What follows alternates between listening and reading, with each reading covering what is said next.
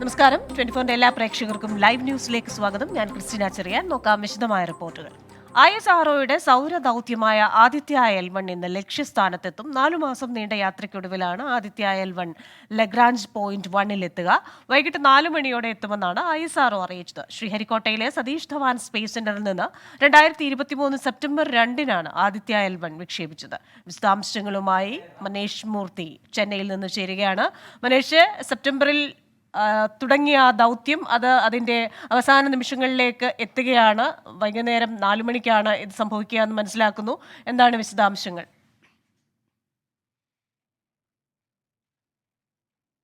കൃഷിന ഏറെ അഭിമാനത്തോടു കൂടിയാണ് ആദിത്യ L1 ഇന്നിപ്പോൾ ലക്ഷ്യസ്ഥാനത്തേക്ക് എത്തുന്നത്. കാരണം ഈ വർഷത്തെ, അതായത് പുതുവത്സര ദിനത്തിൽ ഒരു വിക്ഷേപണം നടത്തിയിരുന്നു. PSLV വിക്ഷേപണം ISRO നടത്തിയത് വിജയിച്ചതിന് ശേഷം ഇപ്പോൾ നേരത്തെ നടത്തിയ ഒരു ദൗത്യത്തിന്റെ പൂർത്തീകരണം കൂടി ഈ വർഷം, അതായത് ജനുവരിയിൽ തന്നെ നടക്കുന്നു എന്നുള്ളതാണ് ഏറ്റവും പ്രധാനം. എന്തായാലും 4 മണിയോടുകൂടി ലഗ്രാഞ്ച് പോയിന്റ് 1-ൽ ആദിത്യ L1 എത്തിച്ചേരുമെന്നുള്ളതാണ് ISRO അറിയിക്കുന്നത്.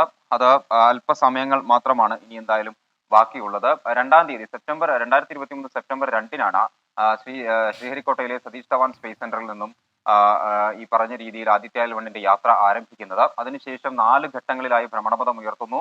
അതിനുശേഷം 5-ാം ഘട്ടത്തിലാണ് ഭൂമിയുടെ ഭ്രമണപഥം വിട്ട് ഈ ലഗ്രാഞ്ച് പോയിന്റിലേക്കുള്ള യാത്ര ആരംഭിക്കുന്നത്. അങ്ങനെ 4 മാസങ്ങൾ നീണ്ട യാത്രയാണ്. ആ യാത്ര ഇന്നിപ്പോൾ പരിസമാപ്തിയിൽ എത്തുന്നു എന്നുള്ളതാണ് ഏറ്റവും പ്രധാനപ്പെട്ട കാര്യം. ലഗ്രാഞ്ച് പോയിന്റിലാണ് എത്തുക ആദിത്യ L1. അവിടെ നിന്നാണ് പഠനങ്ങൾ നടത്തുക. അത് 7 പേലോഡുകളാണ് ഉള്ളത്. ആദിത്യ L1 7 പേലോഡുകളുണ്ട്. അതിൽ 4 എണ്ണം സൂര്യനെ കുറിച്ച് നേരിട്ട് പഠിക്കും. 3 പേലോഡുകൾ ലഗ്രാഞ്ച് പോയിന്റിനെ കുറിച്ചും പഠിക്കും. ആ രീതിയിലാണ് എന്തായാലും ക്രമീകരണങ്ങൾ ഏർപ്പെടുത്തിയിരിക്കുന്നത്. വളരെ കുറച്ച് സമയങ്ങൾ മാത്രമാണ് ഇനി ബാക്കിയുള്ളത്. സൂര്യന്റെ ഫോട്ടോസ്ഫിയർ, ക്രോമോസ്ഫിയർ പാളികളെ കുറിച്ചും അതുപോലെ തന്നെ പുറത്തെ പാളിയായിട്ടുള്ള കൊറോണയെ കുറിച്ചുമാണ് എന്തായാലും ഈ പറഞ്ഞ ആദിത്യ L1 പഠിക്കുക. മറ്റു കാര്യങ്ങൾ, അതായത് ഭൂമിയുടെ ഭ്രമണപഥം വിട്ടതിന് ശേഷമുള്ള ചില ഡീവിയേഷൻസ് എല്ലാം തന്നെ കൃത്യമായി പൂർത്തീകരിച്ചിട്ടുണ്ട് എന്ന് ISRO നേരത്തെ തന്നെ അറിയിക്കുകയും ചെയ്തിട്ടുണ്ട്. എന്തായാലും ആ ഒരു ദൗത്യ പൂർത്തീകരണത്തിന്, അല്ലെങ്കിൽ ആ ഒരു ലക്ഷ്യപ്രാപ്തിക്ക് ഇനിയിപ്പോൾ വളരെ കുറച്ച് സമയങ്ങൾ മാത്രമാണ് കാത്തിരിക്കേണ്ടത്. ക്രിസ്റ്റീന. മനുഷ്യ, അതുപോലെ തന്നെ കഴിഞ്ഞ ദിവസം ISRO ചെയർമാൻ പറഞ്ഞിരുന്നു, L1 പോയിന്റിന് മുന്നിൽ എത്തും മുമ്പ് വേണ്ട എല്ലാ തയ്യാറെടുപ്പുകളും ISRO ഒരുക്കിയിട്ടുണ്ട്. അതേപോലെ തന്നെ L1 പോയിന്റിൽ എത്തിയതിന് ശേഷം സൂര്യന്റെ കൊറോണ അടക്കമുള്ള കാര്യങ്ങളെക്കുറിച്ചുള്ള വിശദമായ പഠനങ്ങളും സാധ്യമാണ് എന്ന്. എല്ലാ രീതിയിലും സജ്ജമല്ലേ ISRO ഇപ്പോൾ?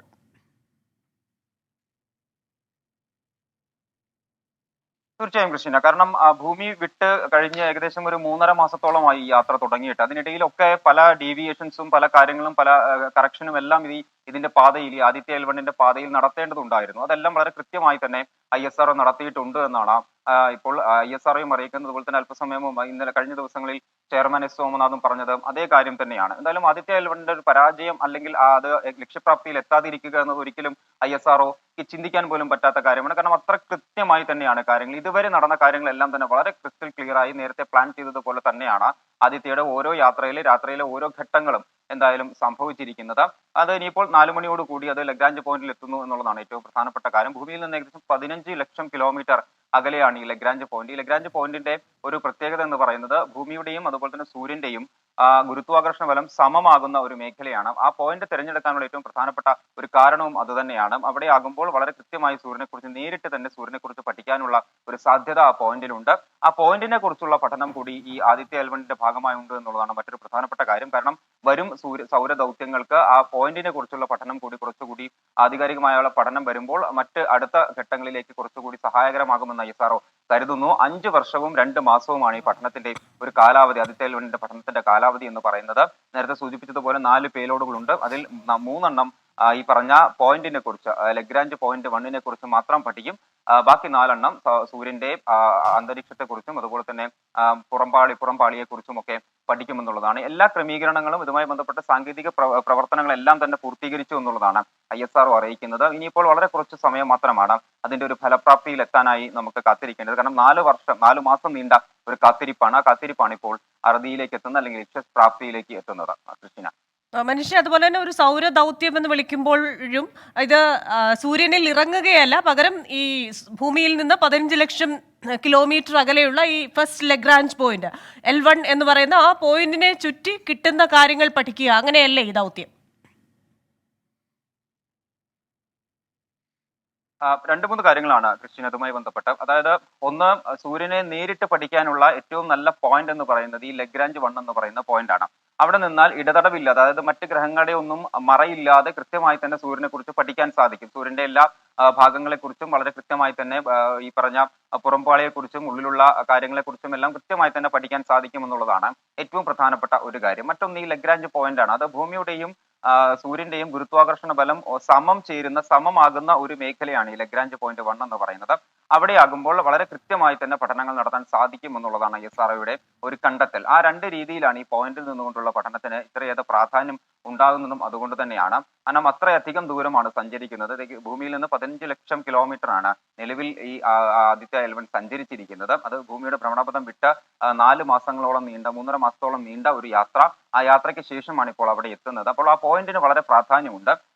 ഈ രണ്ട് മൂന്ന് കാര്യങ്ങളാണ് അതിൽ പറയാനുള്ളത്. മാത്രമല്ല അതുകൊണ്ട് തന്നെയാണ് ഈ പോയിന്റിനെ കുറിച്ച്, ഈ ലഗ്രാഞ്ച് പോയിന്റ് 1നെ കുറിച്ച് പഠിക്കുന്നതിന് വേണ്ടിയുള്ള 3 പേലോഡുകൾ കൂടി ഈ ആദിത്യ L1 ഉൾപ്പെടുത്തിയിരിക്കുന്നത്. വരും സൗരദൗത്യങ്ങൾക്ക് വളരെ ഉപയോഗപ്രദമാകും എന്നുള്ളതാണ്. ഈ പോയിന്റിനെ കുറിച്ചുള്ള പഠനം വരും സൗരദൗത്യങ്ങൾക്ക് കൂടുതൽ പ്രയോജനപ്പെടും എന്നുള്ളതും ISRO കരുതുന്നു. അങ്ങനെയാണ് സൂര്യനെ കുറിച്ച് പഠിക്കുന്നതിന് വേണ്ടിയുള്ള 4 പേലോഡുകൾ, അതുപോലെ തന്നെ ഈ ലഗ്രാഞ്ച് പോയിന്റിനെ കുറിച്ച് 1 പോയിന്റിനെ കുറിച്ച് പഠിക്കാനുള്ള 3 പേലോഡുകൾ. അങ്ങനെയാണ് എന്തായാലും ആദിത്യയുടെ ഒരു ദൗത്യം നടക്കുന്നത്. അപ്പോൾ സൂര്യനെ കുറിച്ച് പഠിക്കുക, ഈ ആദിത്യ L1 നിൽക്കുന്ന പോയിന്റിനെ കുറിച്ചും കൃത്യമായി പഠിക്കുക എന്നുള്ളതാണ്. അതൊരു വലിയ ദൗത്യം തന്നെയാണ്. ഞാൻ നേരത്തെ സൂചിപ്പിച്ചതുപോലെ 5 വർഷവും 2 മാസവും നീളുന്ന ഒരു ദൗത്യമാണ്. എന്തായാലും സൂര്യനിൽ നിന്ന് വളരെ വേഗത്തിലുള്ള വിവരങ്ങൾ നമുക്ക് ലഭിക്കുമെന്ന് നമുക്ക് പ്രതീക്ഷിക്കും. അതുപോലെ തന്നെ ഈ ലഗ്രാഞ്ച് പോയിന്റുമായി ബന്ധപ്പെട്ടുള്ള വിവരങ്ങളും വരും ദിവസങ്ങളിൽ നമുക്ക് ലഭിക്കുമെന്ന് പ്രതീക്ഷിക്കും. എന്തായാലും അല്പസമയം കൂടി ഇനി നമ്മൾ കാത്തിരിക്കണം ആദ്യത്തെ സൗരദൗത്യത്തിന്റെ ഒരു വിജയത്തിനായി, അല്ലെങ്കിൽ ആ ലക്ഷ്യപ്രാപ്തിക്കായി. ക്രിസ്റ്റീന. ശരി, ഇന്ത്യയുടെ അഭിമാന സൗരദൗത്യം ആദിത്യ L1 അതിന്റെ ലക്ഷ്യസ്ഥാനത്തേക്ക് എത്താൻ അല്പസമയം മാത്രം മതി. അല്പസമയത്തിനകം അത് ലഗ്രാഞ്ച് പോയിന്റ് 1 L1 ലാൻഡ് ചെയ്യും. വിശദാംശങ്ങൾ നൽകുകയായിരുന്നു മനേഷ് മൂർത്തി ചെന്നൈയിൽ നിന്ന്. ലൈവ് ന്യൂസിലേക്ക് എല്ലാ പ്രിയപ്പെട്ട പ്രേക്ഷകർക്കും വീണ്ടും സ്വാഗതം. ED ഉദ്യോഗസ്ഥർക്കെതിരായ ആക്രമണത്തിൽ ബംഗാൾ സർക്കാരിന് മുന്നറിയിപ്പുമായി governor CV Ananda Bose. Bengal banana republic അല്ലെന്നും സർക്കാർ ഉത്തരവാദിത്വം നടപ്പാക്കുന്നതിൽ പരാജയപ്പെട്ടാൽ ഭരണഘടനാപരമായ നടപടികൾ സ്വീകരിക്കുമെന്നും ഗവർണർ മുന്നറിയിപ്പ് നൽകി. The ghastly incident reported from Sandeshkhadi in North 24 Parganas district is alarming, is deplorable, to say the least. It is the bounden duty of a civilized government to stop barbarism and vandalism in a democracy. If government fails in its basic duty, then the Constitution of India will definitely take its course. ആക്രമണത്തെ തുടർന്ന് enforcement ഡയറക്ടറേറ്റിന്റെ സുരക്ഷ വർദ്ധിപ്പിച്ചു. ആക്രമണത്തിൽ കേന്ദ്ര ആഭ്യന്തര മന്ത്രാലയം report തേടി. Ration അഴിമതി കേസുമായി ബന്ധപ്പെട്ട മുൻ ബോൺഗാവ് മുനിസിപ്പാലിറ്റി ചെയർമാൻ ശങ്കരാധിയെ ED അറസ്റ്റ് ചെയ്തു. സംസ്ഥാനത്ത് തൃണമൂൽ കോൺഗ്രസിനെതിരെ രൂക്ഷ വിമർശനമുന്നയിച്ച് കോൺഗ്രസ് BJP പാർട്ടികൾ രംഗത്തെത്തി. ബംഗാളിൽ രാഷ്ട്രപതി ഭരണം വേണമെന്ന PCC അധ്യക്ഷൻ അധീർ രഞ്ജൻ ചൌധരിയുടെ പ്രസ്താവനയെ തള്ളി AICC ബംഗാളിൽ രാഷ്ട്രപതി ഭരണം വേണമെന്നത് കോൺഗ്രസിന്റെ നയമല്ലെന്ന് AICC general secretary KC Venugopal വ്യക്തമാക്കി. അത് പാർട്ടിയുടെ ദേശീയ നയമല്ല. ഒരു സംസ്ഥാനത്ത് രാഷ്ട്രപതി ഭരണം ഏർപ്പെടുത്തണമെന്നുള്ളത് ഞങ്ങളുടെ പാർട്ടിയുടെ ദേശീയ നയമല്ല. അവിടെ പ്രശ്നങ്ങളുണ്ടാവും. അവിടുത്തെ പ്രശ്നങ്ങൾ അവിടുത്തെ PCC പ്രസിഡന്റ് പറയുന്ന അവിടുത്തെ പ്രശ്നവുമായി ബന്ധപ്പെട്ട കാര്യങ്ങളായിരിക്കും. പക്ഷെ അത് അവിടെ തന്നെ ഉള്ള കാര്യങ്ങൾ അവിടെ ചർച്ച ചെയ്യാന്നുള്ളതേ ഉള്ളൂ. പശ്ചിമബംഗാളിൽ മോദിയും ദീദിയും തമ്മിൽ ശക്തമായ ബന്ധമുള്ളതിനാൽ രാഷ്ട്രപതി ഭരണം ഏർപ്പെടുത്താൻ BJPക്ക് ധൈര്യമില്ലെന്നായിരുന്നു അധീർ രഞ്ജൻ ചൌധരിയുടെ പരാമർശം. बंगाल में कानून और स्थिति की हालात दिन पे दिन बदतर होते जा रहे हैं. ये पहले भी हम कह चुके हैं, आज भी कह रहा हूं. लेकिन BJP पार्टी वो भी चुप्पी साधे हैं. कुछ करने की उनका भी हिम्मत नहीं है, क्योंकि वो जानते हैं कि यहाँ आम लोगों के सामने भाषण देना आसान होते हैं, लेकिन मोदी जी को समझाना मुश्किल है. क्योंकि दीदी और मोदी जी के बाद भी अंदर की बात क्या होते हैं ना आम लोगों की पता चलते, ना हमें ना आपको पता चलते. വിശദാംശങ്ങളുമായി ഡൽഹിയിൽ നിന്ന് ചേരുന്നത് നിതിൻ അംബുജനാണ്. നിതിൻ, ഒരു വശത്ത് ഗവർണർ സർക്കാർ പോര്, മറുവശത്ത് ഇന്ത്യ സഖ്യത്തിന്റെ ഒരു ഭാവി, അധീർ രഞ്ജൻ ചൌധരിയുടെ ഒരു പ്രസ്താവന. എന്നാൽ അത്തരത്തിലുള്ള കാര്യങ്ങൾ അവിടെ തന്നെ തീരുമാനിക്കേണ്ടതാണെന്ന വിയോജിപ്പുമായി KC വേണുഗോപാൽ. ഇക്കാര്യത്തിൽ കോൺഗ്രസിൽ ഒരു അഭിപ്രായ ഐക്യമില്ല. മറ്റൊന്ന്, ഇന്ത്യ സഖ്യത്തിൽ തൃണമൂൽ കോൺഗ്രസിന്റെ ഒരു ഭാവിയുമായി ബന്ധപ്പെട്ട് ഇത്തരം പരാമർശങ്ങൾ എത്രത്തോളം നിർണായകമാവും?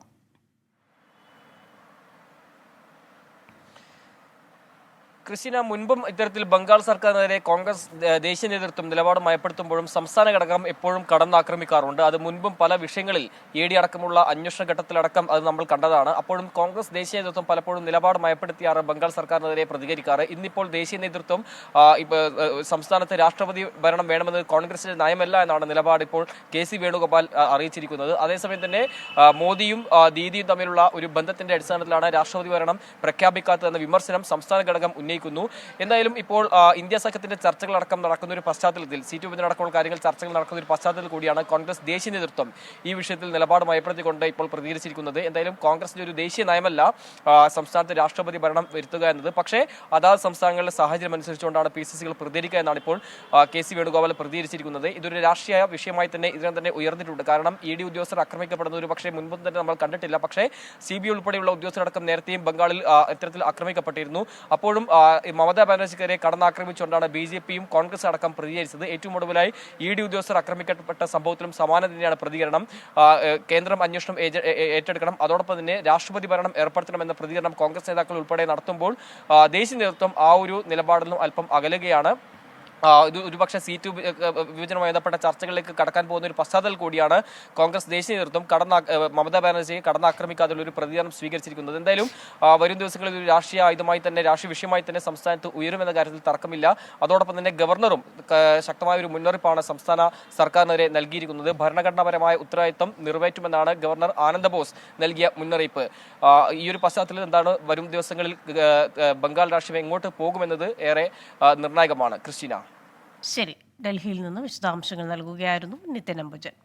ലൈവ് ന്യൂസിലേക്ക് വീണ്ടും. ഇനി ഇപ്പോഴത്തെ കാലാവസ്ഥ സമർപ്പിക്കുന്നത് Berger home shield scientific waterproofing solutions.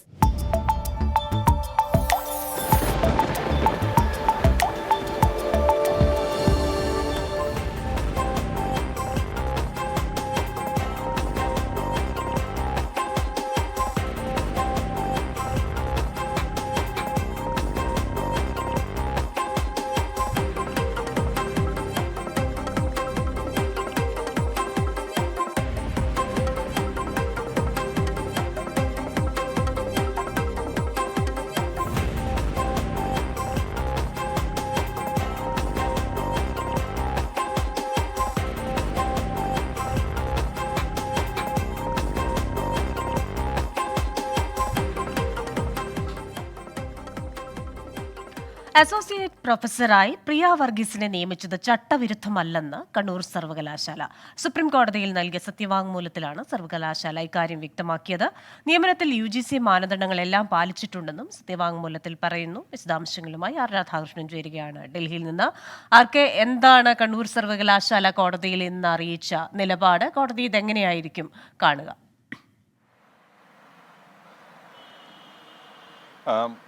ഈ കേസുമായി ബന്ധപ്പെട്ട് ഹൈക്കോടതിയിൽ കണ്ണൂർ സർവകലാശാല നൽകിയ സത്യവാങ്മൂലം എന്തായിരുന്നോ അതിനെ ആവർത്തിക്കുന്ന വിധത്തിലാണ് സുപ്രീം കോടതിയിലും കണ്ണൂർ സർവകലാശാല നിലപാട് വ്യക്തമാക്കിയിരിക്കുന്നത്. കണ്ണൂർ സർവകലാശാലയുടെ ആ നിലപാട് അംഗീകരിച്ചുകൊണ്ടാണ് ഹൈക്കോടതി വിധി പുറപ്പെടുവിച്ചത്. എന്നാൽ ഈ വിധി ദൂരവ്യാപകമായിട്ടുള്ള പ്രത്യാഘാതങ്ങൾക്ക് കാരണമാകും എന്ന കൂടിയുള്ള ഒരു നിരീക്ഷണം നടത്തിക്കൊണ്ടാണ് UGC ഒരു അപ്പീൽ ഫയൽ ചെയ്തത്. ഈ അപ്പീലിലാണ് ഇപ്പോൾ കണ്ണൂർ സർവകലാശാലയുടെ സത്യവാങ്മൂലം. അവർ പറയുന്നത് ഏതെങ്കിലും വിധത്തിൽ ചട്ടവിരുദ്ധമായിട്ടുള്ള ഒന്നും ഈ നിയമന വിഷയത്തിൽ നടത്തിയിട്ടില്ല. അസോസിയേറ്റ് പ്രൊഫസർ നിയമനവുമായി ബന്ധപ്പെട്ട് ഈ പ്രവർത്തന പരിചയം അടക്കമുള്ളവ കണക്കാക്കിയത് നിലവിൽ നടത്തിവരുന്ന രീതിയുടെ തുടർച്ച എന്ന രീതിയിൽ തന്നെയാണ്. ഗവേഷക കാലയളവ് അധ്യാപന പരിചയത്തിന്റെ ഭാഗമായിട്ട് ഉൾപ്പെടുത്തുക എന്നുള്ളതാണ് സാധാരണഗതിയിൽ അനുവർത്തിക്കുന്നത്. ഇവിടെയും അതേ സംഭവിച്ചിട്ടുള്ളൂ. ഏതെങ്കിലും വിധത്തിൽ സ്റ്റുഡന്റ് ഡീനായി പ്രവർത്തിച്ച കാലയളവ് ഉൾപ്പെടെയുള്ള കാര്യങ്ങളും ഈ പരിചയത്തിന്റെ കാലയളവിന്റെ കൂട്ടത്തിലേക്ക് വരുന്നതാണ്. അതുകൊണ്ട് തന്നെ പ്രിയ വർഗീസിന് ഉചിതമായിട്ടുള്ള യോഗ്യതയുള്ള ഒരു ഉദ്യോഗാർത്ഥി ആയിരുന്നു. ആ ഒരു സാഹചര്യത്തിലാണ് നിയമനം നടത്തിയത് എന്നുള്ളതാണ്. മറ്റ് ഉദ്യോഗാർത്ഥികളെക്കാൾ കൂടുതൽ മാർക്ക് നേടി എന്നതോ അഭിമുഖത്തിന് മാർക്ക് കൂടുതൽ നേടിയത് എന്നതുൾപ്പെടെയുള്ള കാര്യങ്ങൾ ഏതെങ്കിലും വിധത്തിൽ അവരുടെ ഒരു അയോഗ്യതയായിട്ട് മാറുന്നില്ല. അതുകൊണ്ട് തന്നെ ഈ നിയമനം എല്ലാ വിധത്തിലുള്ള UGC ചട്ടങ്ങളും പാലിച്ചാണ് തങ്ങൾ നടത്തിയിട്ടുള്ളത് എന്നാണ് ഇപ്പോൾ കണ്ണൂർ സർവകലാശാല ഇപ്പോൾ സുപ്രീം കോടതിയെ അറിയിച്ചിരിക്കുന്നത്.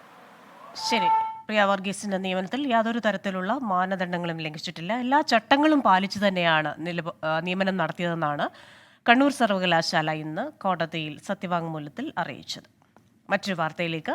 വണ്ടിപ്പെരിയാറിൽ പീഡിപ്പിച്ചു കൊലപ്പെടുത്തിയ 6 വയസ്സുകാരിയുടെ പിതാവിനും മുത്തച്ഛനും കുത്തേറ്റു.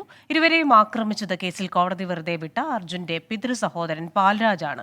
വണ്ടിപ്പെരിയാർ ടൗണിൽ വാക്കുതർക്കത്തിനിടെയാണ് ഇരുവർക്കും കുത്തേറ്റത്. പരിക്കേറ്റ 2 പേരെയും കോട്ടയം മെഡിക്കൽ കോളേജിലേക്ക് മാറ്റി. ഇരുവരുടെയും ആരോഗ്യനില തൃപ്തികരമെന്ന് ആശുപത്രി അധികൃതർ അറിയിച്ചു. ധർമ്മപുരിയിൽ ഒരു മരണം ഉണ്ടായിരുന്നു ബന്ധുവിൻ്റെ വീട്ടിൽ. അതിനുവേണ്ടി ഞാനും എൻ്റെ അച്ഛനും കൂടെ സ്കൂട്ടിക്ക് അങ്ങോട്ട് പോലീസ് സ്റ്റേഷൻ്റെ ഭാഗത്ത് വഴിയാണ് പോകുന്നത്. അങ്ങനെ പോകുമ്പോൾ ഈ അർജുനൻ്റെ ചിറ്റപ്പൻ ബാബു എന്ന് പറഞ്ഞ പാൽരാജ് അവിടെ നിന്ന് ഇങ്ങോട്ട് വന്നുകൊണ്ടിരിക്കുന്നു. അപ്പോൾ നമ്മളെ കണ്ടിട്ട് കൈ കൊണ്ട് ഇങ്ങനെ കാണിക്കുന്നു. ഞാൻ വണ്ടി നിർത്തിയിട്ട് എന്നാടാന്ന് ചോദിച്ചിട്ട് അങ്ങോട്ട് പോയപ്പോഴത്തേന് ഇവൻ പാക്കറ്റ് ഇന്ന് കത്തി പോലത്തെ സാധനം എടുത്തിട്ട് കുത്തു കാണിച്ചു. ഞങ്ങൾ അങ്ങോട്ട് ഇങ്ങോട്ട് തല്ലുമ്പോഴത്തേനും ഞങ്ങൾ അന്നേരം അറിഞ്ഞില്ല എൻ്റെ കയ്യിൽ ഇങ്ങനെ ഒരു സാധനം കൊണ്ട് കുത്തുന്നത്. അപ്പം ആൾക്കാരൊന്ന് പിടിച്ചു മാറ്റിയിട്ട് ഇങ്ങനെ നോക്കുന്ന എല്ലാം ബ്ലഡ് ദേഹത്തെല്ലാം കുത്തിയിട്ടുണ്ടെന്നുള്ള കാര്യം. ആക്രമണത്തിന് ശേഷം പാൽരാജ് CPIM ഓഫീസിലേക്ക് ഓടിക്കയറിയെന്ന് പെൺകുട്ടിയുടെ പിതാവിന്റെ സഹോദരൻ 24നോട് പറഞ്ഞു. പശ്ചിമല ജംഗ്ഷനിലാണ് ബൈക്കിൽ പോകുമ്പോൾ ഇതിന്റെ ഓപ്പോസിറ്റ് കടകളൊക്കെ തെറി വിളിച്ചെന്ന് ഇവർ ഇറങ്ങി നിന്നപ്പം ഓടി വന്ന് ഓടി വന്ന് കത്തിയെടുത്ത് ചേട്ടനെയും പുറവശവും കാലിലും മറ്റേ അച്ഛന്റെ പുറയിലും കുത്തേറ്റു. കുത്തേറ്റ് കഴിഞ്ഞാൽ നേരെ ആള് ഓടിപ്പോയി നേരെ CPMന്റെ ഓഫീസിലാണ് അപേക്ഷ കേസിന്റെ ഇത് എഴുതാൻ പോയേക്കുന്നത്. കുട്ടിയാണ് അർജുന്റെ ചിറ്റപ്പൻ അപ്പന്റെ അനിയൻ.